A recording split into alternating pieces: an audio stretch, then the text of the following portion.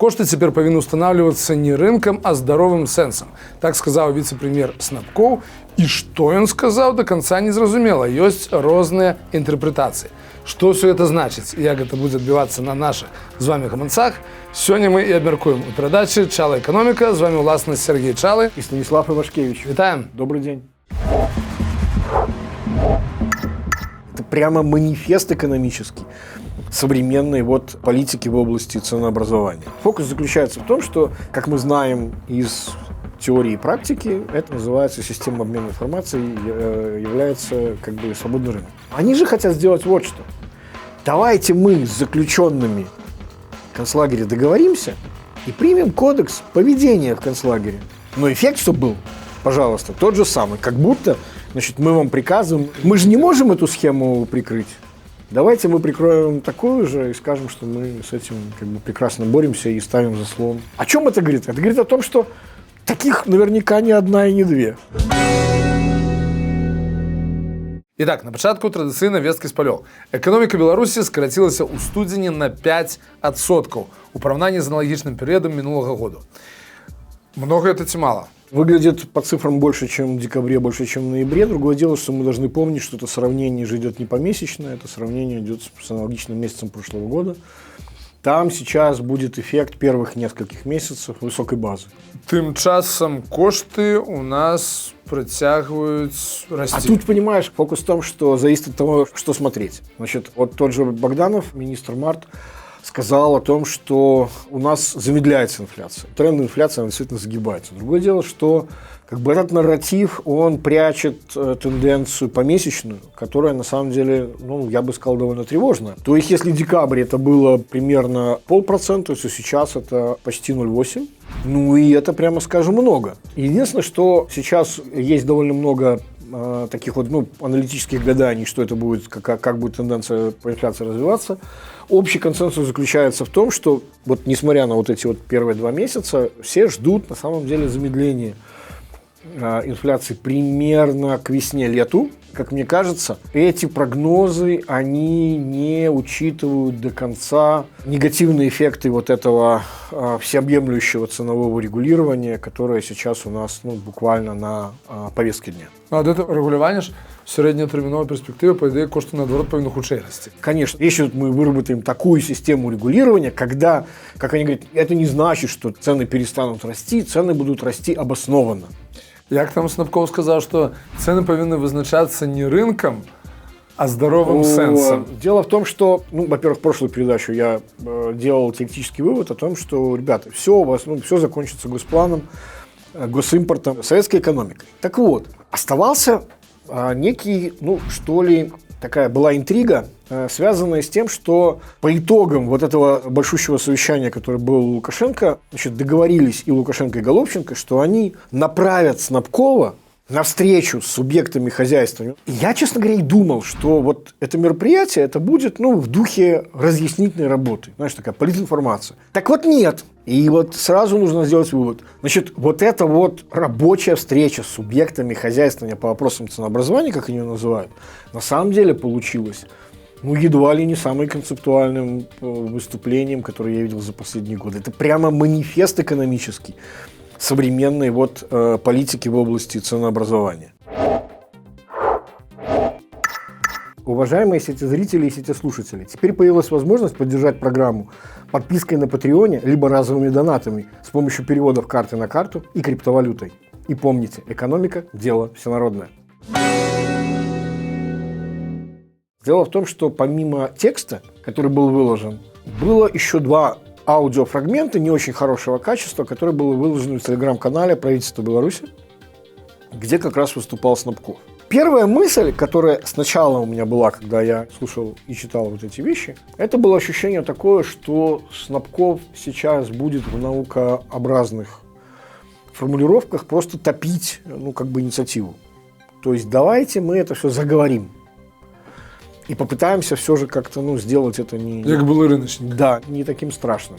В эту сторону, в общем-то, работал аргумент по поводу того, что я так до конца не понял, создают ли они... Там будет создано то ли 1, то ли сразу 2 совета при Министерстве антимонопольного регулирования. Судя по тому, что названия разные, я вполне допускаю, что будет экспертный и будет рабочий. Ну, двухпалатный кшталт. Да, совершенно верно. Один такой более стратегический, другой такой более тактический. И вот это, казалось бы, знаешь, такой классический бюрократический ответ. Так вот, и там в аудио есть момент, который я внимательно слушал, я так до конца и не понял, какое же слово там было произнесено. Ты сейчас поймешь, в чем разница.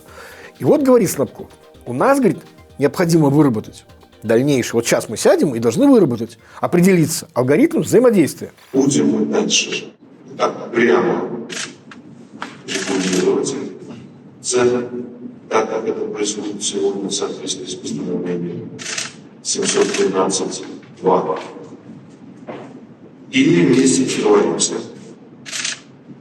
выработаем механизм алгоритма работы, который позволит проводить всех прибыльно, обеспечивать рациональную, разумную, справедливую цену на рынке. В другом варианте я видел, значит, и выработаем механизмы. То есть будем и дальше, и выработаем. Казалось бы, не такая большая разница, но дело в том, что... Супрацьлеглая, насамрэч, это может быть, калі фармулёўкі дыпламатычныя, альбо будзем як цяпер рэгуляваць, альбо зробім нешта зусім другое. Да. Либо мы то, что сделаем новое, будет в развитии этого старого. Конкретный механизм, который позволит работать всем прибыльно, обеспечивать рациональную и справедливую цену на полке. И второй вопрос, он говорит, мы должны выстроить систему взаимоотношений и обмена информацией для формирования справедливой цены на полке. И, говорит он, справедливая цена должна быть такая, чтобы и ритейл, и производитель нормально себя чувствовал, и ритейл был безубыточным, ну и так далее. Говорит, наша задача не погружать его в убытки, потому что иначе мы своих убьем, иностранцы придут, и так далее, и так далее. То есть вот это вот вся ситуация, еще раз. Взаимоотношения и обмена информацией с тем, чтобы цена формировалась таким образом, чтобы мог работать и производитель, и импортер, и что там, значит, товар на полке был, и цена его была не спекулятивная, и, в общем, все были довольны. Фокус заключается в том, что, как мы знаем из теории и практики, эта штука называется система обмена информацией, является как бы свободный рынок. Это и есть то, что обеспечивается рыночными ценами. То есть, грубо говоря, это может быть, он такой хитрый, это Снапков, что прикидывается, что робит по Лукашенковскую и намекая им, что... Если честно, я бы... Ну, если бы я был на его месте, я, скорее всего, никогда не буду на его месте, но я бы сам так именно и сделал. Что вот правильно я бы последовательно доказал... А на самом деле зарабить не так. Абсолютно верно. Я бы последовательно доказал, что все ваши задачи, цели, которые вы определили, они решаются максимально эффективным способом путем простой экономической политики, которую когда-то сформулировал глава Центробанка Геращенко, ничего не надо трогать руками. Либо, если все-таки под этим стоит «и», то тогда это означает совершенно другой смысл. Значит, теперь что это было бы тогда? Тогда он говорит так. Мы будем и дальше регулировать, но мы должны сделать теперь так, чтобы не мы только были источником, ну, как бы вот мы приняли постановление, а вы его, значит, только исполняете, и что там с вами будет, как бы, значит, неважно. Если вы так не хотите, включайтесь в эту систему. Это будет задача высшего уровня знаний, компетенций и, самое главное, понимания. Такого опыта регулирования нет нигде. Как бы подсказку относительно того, что может означать вот эта выстроенная сложная система решения руками того, чего за вас и так бы сделал рынок, подсказку дает нам сам Богданов. Значит, когда он вот по итогам этой рабочей встречи вышел к журналистам и говорит, если формировать на будущее некий механизм, вот ключевое, то хорошим вариантом был бы кодекс добросовестных практик в торговле, который, если будет принят и всеми соблюдаться, может при стабилизации обстановки заменить механизм ценового регулирования, который действует сегодня. Перевожу теперь с чиновояза на человеческий.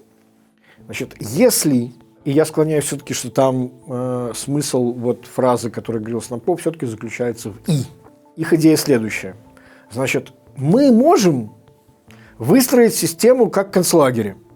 То есть шаг вправо, шаг влево. Мы сами вам задаем параметры. А оно действительно к этому уже идет. Это один вариант. То есть мы для вас определили все правила. Но они же хотят сделать вот что. Давайте мы с заключенными в концлагере договоримся и примем кодекс поведения в концлагере. Когда вы добровольно без нашего приказа, будете действовать, исходя из этих вот принципов. Того нельзя, сего нельзя. То есть это будет ваше, в том числе, добровольное решение, как нам уменьшить затраты на администрирование вас. С тем, чтобы вы сами себя администрировали, чтобы нам было легче. Но эффект, чтобы был, пожалуйста, тот же самый. Как будто, значит, мы вам приказываем, но на самом деле это решение, суть которого будет: давайте вы согласитесь с тем, что теперь вы живете вот в условиях полной несвободы рыночной. Ну, это один из вопросов. Сейчас же у Лукашенко был большущий Совмин, где он там собрал вообще всех людей. И они рассматривали там очень много разных вопросов, там, включая даже театр. Вот. И среди них это был не отдельный какой-то вопрос, но почему-то вот он там всплыл. Вот он решил об этом рассказать. Белшина. Знаем, Александр Григорьевич. Знаете Белшина? Знаем. Фамилия генерального директора знаете. Где он сейчас? В следственном изоляторе. Значит, генеральный директор заключает контракт с российскими посредниками, российскими жуликами, значит, которые покупают на 16-20% ниже себестоимости, по его словам. Ну, а дальше там на 60% дороже перепродают. То самое время, когда у Белшины есть своя собственная товаропроводящая сеть, торговые дома и так далее. Больше того, история обрастает, значит, подробностями. Его предупреждает главный бухгалтер, заместитель директора по экономике, руководитель департамента маркетинга и еще там несколько человек. Он сказал: не подпишите, не будете делать, как я говорю, всех уволю. И это же на самом деле очень важная штука. Она же просто, в переводе на нормальный человеческий язык, да, говорит о том, как устроено корпоративное управление, если это можно так назвать, в Беларуси. В условиях, там, не знаю, когда это была бы частная компания, работающая там в рыночной среде, да, такое было бы невозможно попросту. А у нас в ситуации, когда Лукашенко рассказывает, как такая наша система, для которой контроль является вообще самоцелью, не эффективность экономическая, а именно контроль, выясняется, что вот как бы никакого контроля на самом деле за деятельностью этих директоров нет, за исключением только того, что когда это становится известным, их там сажают. Вот, собственно, и все. Нет системы, которая бы занималась предотвращением такого рода штук. Потому что это коррупционная рента, есть как премии до заработку. Конечно, да. Скажем так, компенсационный пакет от государства вот такого рода директорам, да, совершенно верно, часть сделки. Я на всякий пожарный нагадаю, якую схему повторил зараз Лукашенко, что... Так она же, схема-то одна и та же, они же везде одинаковые на самом деле. Ты не та, яка прогучала там колькі 1,5-2 месяца тому, это что сын Александра Лукашенко Дмитрий и его жонка Ганна монополизировали поставки Белаза в Россию. Самая, которая Анна Филук. Значит, по низких коштах, продаючи дилерам, які з ими были звязаны, и на $200 миллионов они так нагрели Белаз, потому что державные менеджеры им за это платят, как они продавали по максимальному коште. Они своим же связанным с собой компаниями по низким, как ты продавали по высоким. Я уверен, да, действительно, что это ответ, то есть, знаешь, как... Мы же не можем эту схему прикрыть. Давайте мы прикроем такую же и скажем, что мы с этим как бы прекрасно боремся и ставим заслон и так далее. И вот все это совещание, оно происходит по сценарию. Зачем вы мне вот эту вот ерунду, там он устраивает такой прекрасный разнос, что там, зачем вы мне это рассказываете, вы плохо проработали решение. Вот где разнос произошел и где решение таки не было принято, где оно было отправлено на доработку, это вопрос, посвященный присоединению убыточных сельскохозяйственных перерабатывающих предприятий к промышленным предприятиям. Дело в том, что они на самом деле предлагали не так много изменить. У нас сейчас этот порядок, когда какому-нибудь промышленному предприятию или какому-либо другому присоединяют убыточное, ему обычно, чтобы ему было не так обидно, дают какой-то набор льгот. Не всем он нужен, иногда разный. И это решение всегда индивидуальное. Они говорят, давайте примем единый порядок, по которому вот просто вот один раз, есть набор льгот, и не надо каждый раз дергать там Александра Григорьевича. А Александр Григорьевич говорит, нет, стоять. Это вы что же хотите?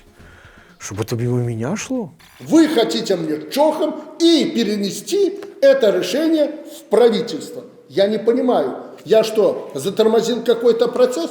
Я не понимаю, зачем вы ломаете нынешнюю систему? Нет, вы же по сути предлагаете приватизацию. Собственность, деньги и власть – 3 кита. Какая приватизация, когда все государственное?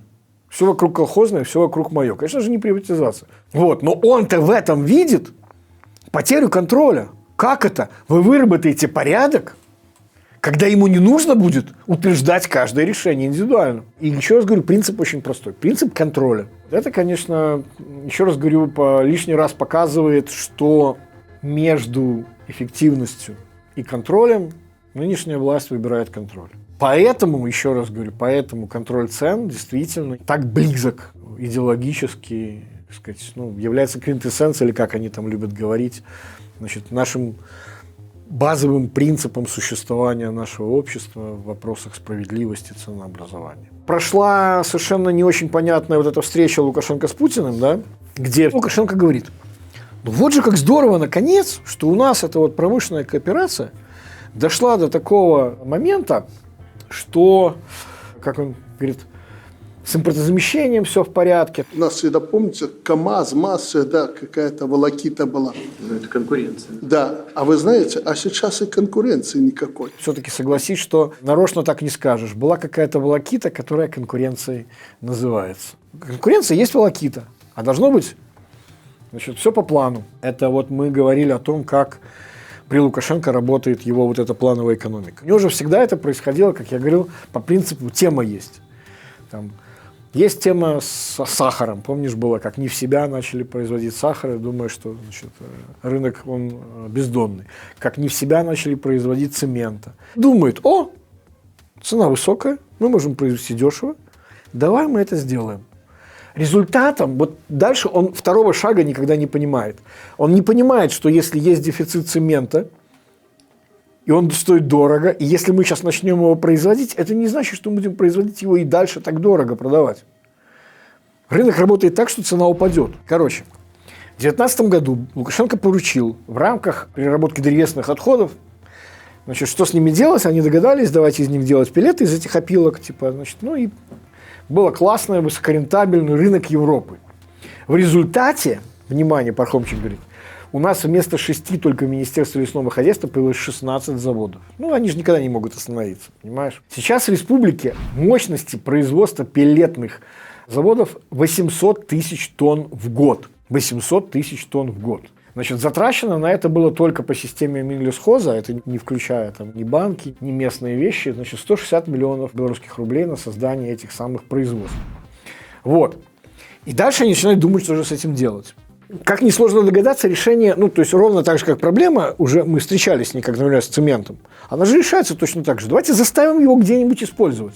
Помнишь, как у нас была идея, давайте строить бетонные дороги, да. И вот сейчас они занимаются задачей, давайте комплексно заставим котельные переходить на эти самые пеллеты. В ответ на это министр лесного хозяйства Пархомчику отвечает, что не надо бросаться из крайности в крайность.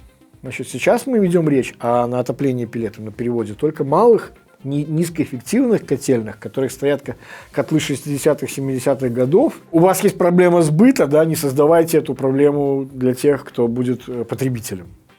Вот. Но я еще раз говорю, что это на самом деле, ну, господи, ну сколько уже можно, да?